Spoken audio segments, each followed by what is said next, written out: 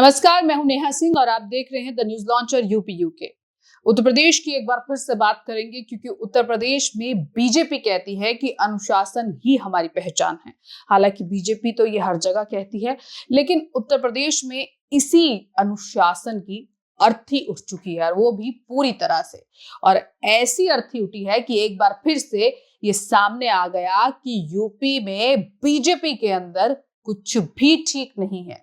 BJP के नेता आपस में लड़ रहे हैं, गाली गलौज कर रहे हैं, ये हम नहीं, ये वीडियो कह रहा है। तो सबसे पहले इस वीडियो को जरा ध्यान से देखिए और सुनिए, समझिए कि आखिरकार आपके उत्तर प्रदेश में क्या कुछ हो रहा है।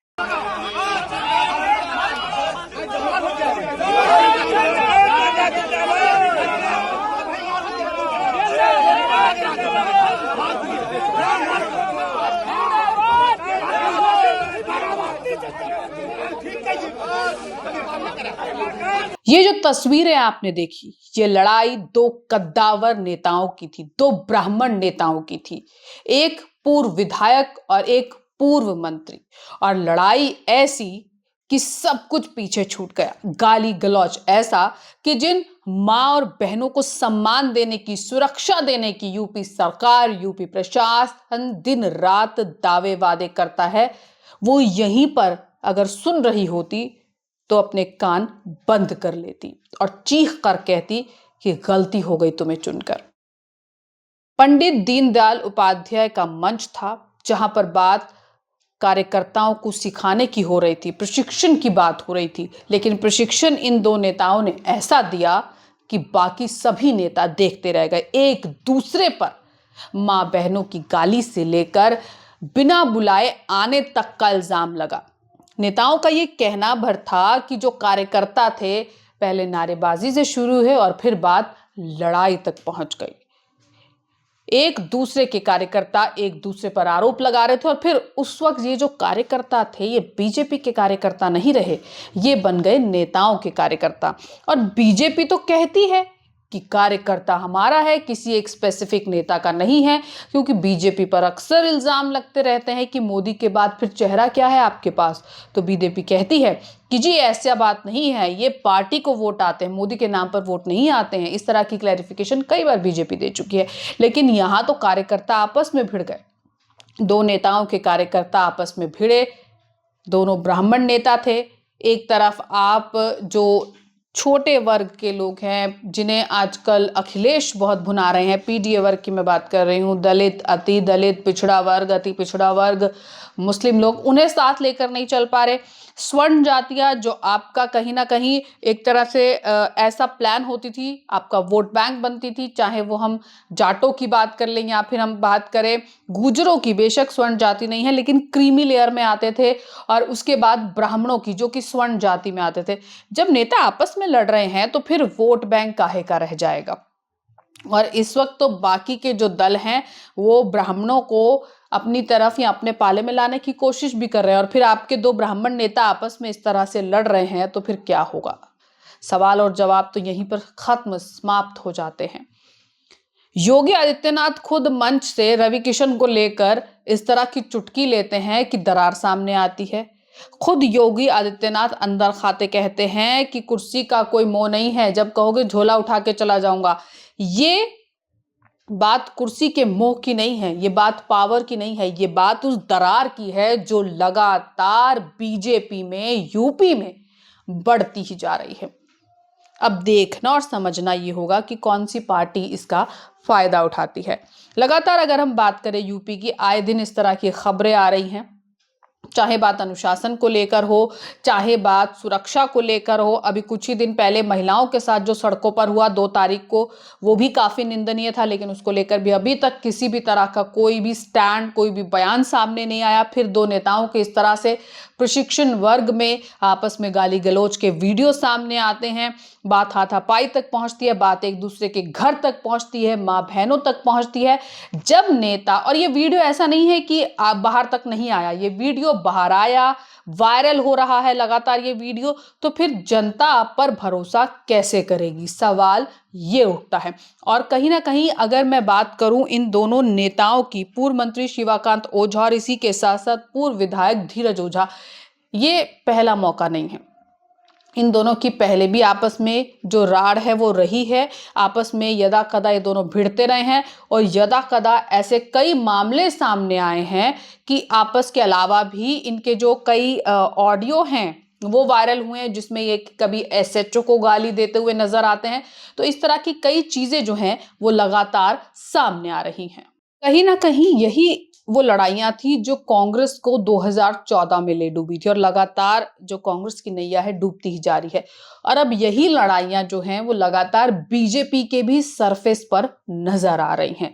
पानी के अंदर जब चीजें होती हैं वो दिखती नहीं है, लेकिन अब पानी के ऊपर चीजें आ रही हैं तो कहीं ना कहीं वो चीजें दिख रही हैं। अक्सर कहा जाता है कि जब चुनाव नजदीक होते हैं तो पार्टी एकजुट हो जाती है, पार्टी जो अपने छोटे छोटे कार्यकर्ता है, अपना काडर है, उसे और मजबूत करती है। लेकिन जैसे जैसे चुनाव नजदीक आ रहा है, ये पार्टी विद डिफरेंस सामने नजर आ रही है।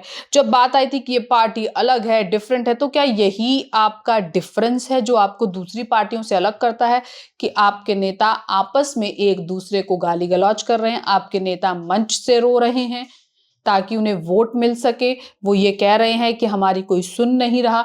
आपके सूबे के मुख्यमंत्री अपने ही प्रदेश के एक नेता को लेकर, जो कि स्टार प्रचारक रहे हैं, जिन्हें कि लोग जानते हैं, यूपी से बाहर भी लोग जानते हैं, भोजपुरी इंडस्ट्री का बड़ा नाम रहे हैं, उन्हें लेकर चुटकियां लेते हैं। हालांकि रवि किशन ने कभी इस बात को लेकर सीरियसली कोई जवाब नहीं दिया, लेकिन चीजें सामने आती हैं कि डिफरेंसेस जो हैं वो हैं। और खुद योगी आदित्यनाथ भी अंदर खाते कहीं ना कहीं ये कह चुके हैं कि पार्टी लगातार उनकी छवि खराब करने की कोशिश कर रही है।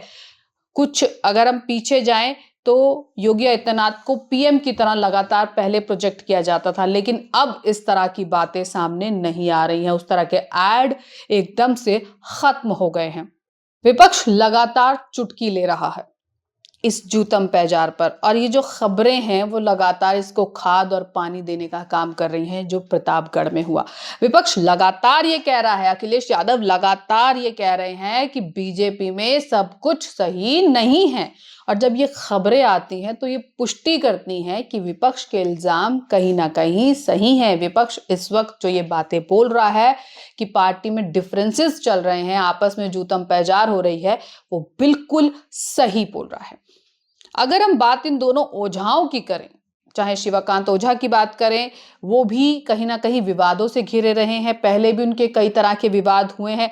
इसी के साथ साथ अगर मैं धीरज ओझा की बात करूं तो उनका भी चोली दामन का और विवादों का एक जैसा ही साथ रहा है।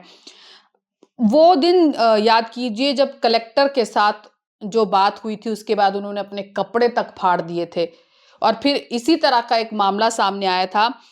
और वैसे भी अगर हम बात करें शिवकांत ओझा की, तो शिवकांत ओझा को अक्सर उनकी पार्टी के उनके जो आसपास के कार्यकर्ता हैं या उनके चमचे हैं या उनके गुर्गे हैं, उन्हें अनुशासनहीनता के लिए ही जाना जाता है, उन्हें बड़बोलेपन के लिए ही जाना जाता है।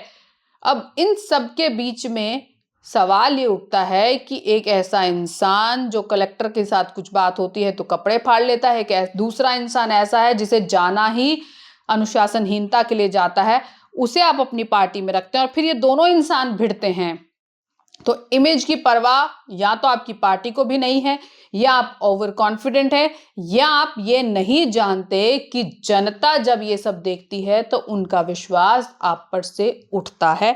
और लगातार इस तरह का जो चीजें हैं वो सामने आई हैं। कई बार मुकदमे दर्ज हुए हैं, कई बार लखनऊ से यानी कि हाईकमान से फटकार भी मिली है, लेकिन ओझाओं का ये जो अहंकार है ये अभी तक नहीं टूट रहा।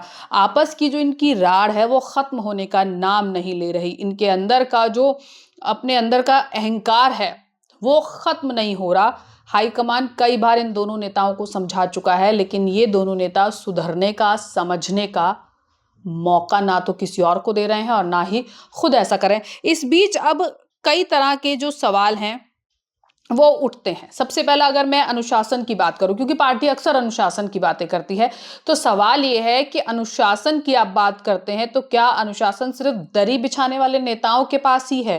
क्या जो बिल्कुल लो लेवल के नेता है, क्या उन्हीं पर आप अनुशासन की बातें करते हैं?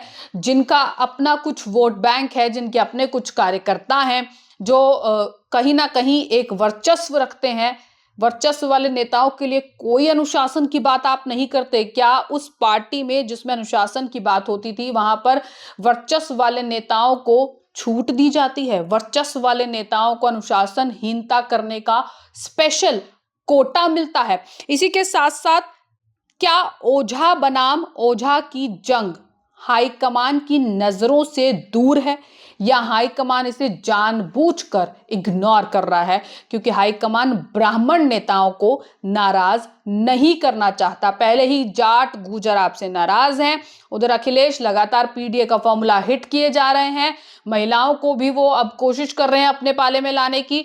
आपके साथ ब्राह्मण थे, आप उन्हें भी नाराज कर रहे हैं क्योंकि सॉफ्ट हिंदुत्व की आप राजनीति करते हैं। प्रशिक्षण शिविर में अगर गाली गलौच होगा तो फिर प्रशिक्षण शिविर में आप प्रशिक्षण कब देंगे? क्या यही प्रशिक्षण आप देते हैं अपनी पार्टी में कार्यकर्ताओं को? क्योंकि विपक्ष लगातार बीजेपी पर आरोप लगाता रहा है कि बीजेपी जो है वो जो राजनीति करती है वो काफी ज्यादा अग्रेसिव राजनीति करती है। तो फिर जब ये गाली गलौच, मारपीट की बात आ जाती है, एक दूसरे से हाथापाई की बात आ जाती है, तो इसको लेकर भी कहीं ना कहीं जो है वो इस तरह की खबरें आती हैं कि अग्रेशन किस लिए नेताओं का? क्या वो हार का डर है? और इसी के साथ साथ वोट बैंक के डर से कार्रवाई की, लेकिन काफी देरी से की। तो बात वही है कि आप ओझाओं को नाराज नहीं करना चाहते। अब समझना और देखना ये होगा कि इन दोनों नेताओं को लेकर अब आगे क्या होता है। क्या ये दोनों सुधरते हैं या फिर ये जो लड़ाई है, ये अहंकार है, ये पावर है, ये बदस्तूर ऐसे ही जारी रहती है। फिलहाल मेरे साथ इतना ही, मुझे दीजिए इजाजत। न्यूज लॉन्चर के साथ बने रहिए, इस खबर को ज्यादा से ज्यादा शेयर कीजिए, हमारे चैनल को सब्सक्राइब कीजिए और लाइक कीजिए, और आपको क्या लगता है कमेंट जरूर कीजिए। नमस्कार।